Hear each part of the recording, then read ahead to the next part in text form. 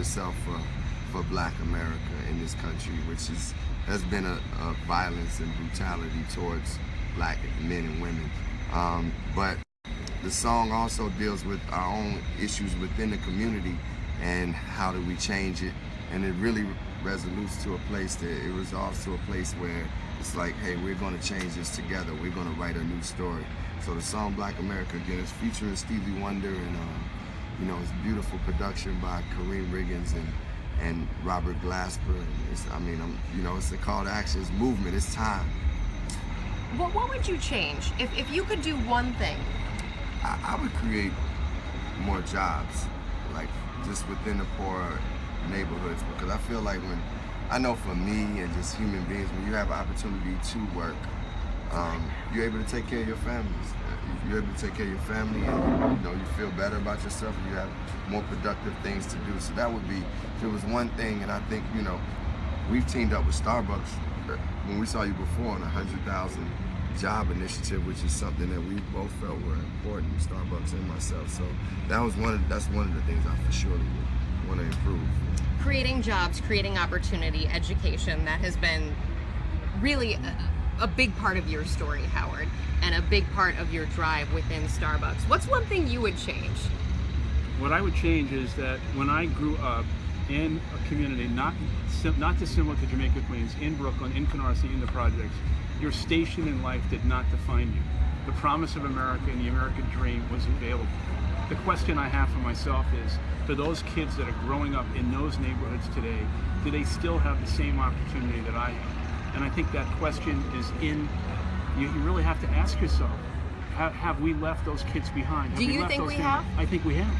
And I think, do you think we have? And I think the promise of America and the American dream must be available for everyone. And it comes down to the right kind of leadership and the right kind of coalition that recognizes that the only way America can continue to evolve and grow is not for a select few, but for everyone. And that's why I'm supporting Hillary Clinton, and that's why I feel very strongly that her experience, her temperament, her leadership qualities is right for this time in America's history.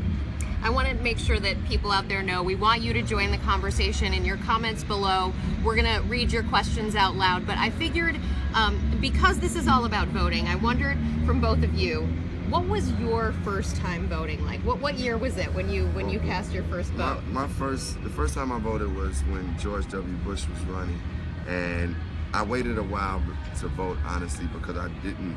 At one point, I was one of the non-believers in the vote, meaning I didn't recognize how important it is and how much of an effect that it could have. But when George W. Bush was running, I felt that, there's no way that I could see someone that I really don't feel like. I just naturally felt like it was going to be bad for the country, and for me not to do anything, me to not vote. And I also started to recognize more and more how many people have lost their lives, how many people have fought for me to be able to vote. So that's the first time George W. Bush ran is my first vote, and since then I've been voting.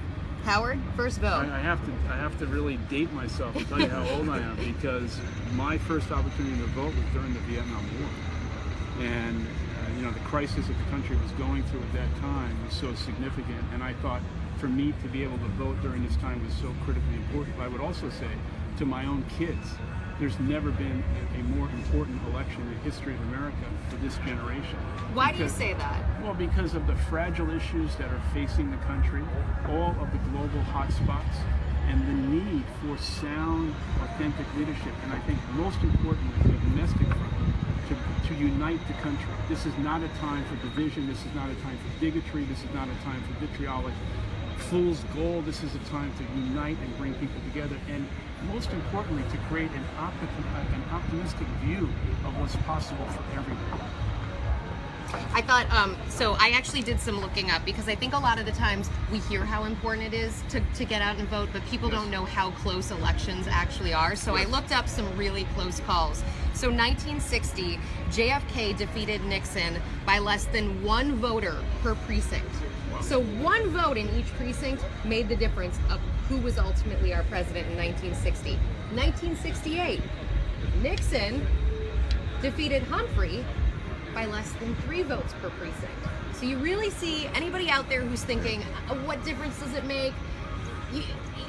This country is massive. It There's makes a 300 big million difference. plus people in this country. But the way that our system works, electoral votes, each precinct, it counts. Yes. So you do have to get out and you do have to cast your vote if you're going to make a difference. I thought we could play just a little bit of election trivia, if you'll bear with it. There's some multiple choice questions in here. So I thought this was really interesting. So which party, and you guys can comment in the comments section too. If you know the answer, shout it out in the comments. So which party did George Washington belong to when he was elected the first U.S. president? Federalists, Anti-Federalists, Democratic, Republican. All right, cool. Guess what, guys? Wait. Okay, are you gonna? Let's see. Your mom's a teacher. I should have paid attention How's to your- Hamilton more. Hamilton. There's actually a Hamilton question here. So here's the. Yeah. It was a trick question, he was guys. an I'm sorry. No, he was no party. He didn't have party affiliation, and in fact, there weren't party affiliations. He and John Adams, neither one of them were party affiliations. Then this question. Well, that's why we were silent. That's what we were saying. Exactly. mentally. You knew that I was. No, yeah, I you were didn't. just. I didn't know. Okay, so this is an interesting one, I thought, based on Hamilton, because a lot of people will know the names based on maybe you've seen the musical Hamilton, you've heard of it, you've listened to the music. So who received more electoral votes in 1800? Aaron Burr or Thomas Jefferson? I'm going to answer that one. You guys shout out your answers online. But here's the interesting thing. Aaron Burr got more electoral votes. Again, this was 1800. Aaron Burr got more electoral votes. But there were some weird things going on with the election. So ultimately, Thomas Jefferson is the one who won the election. And he ended up winning it after the House of Representatives settled the whole thing with a vote. Anyway, that was a long time ago. Things work a little differently now. Yeah. The votes count. That's the important thing. I really appreciate both of you joining us here today. Appreciate you. We appreciate all of you joining us here today. Thank you. Register and vote. And where do people Please. do that, Howard? Register and vote online with Turbo. It's so easy. It's so easy. Yes. Thank you, Carmen. Thank you. Thank you. Appreciate it. Howard. Thank you. Thank you so much. Thanks, guys. Really appreciate you joining us. Have a great day.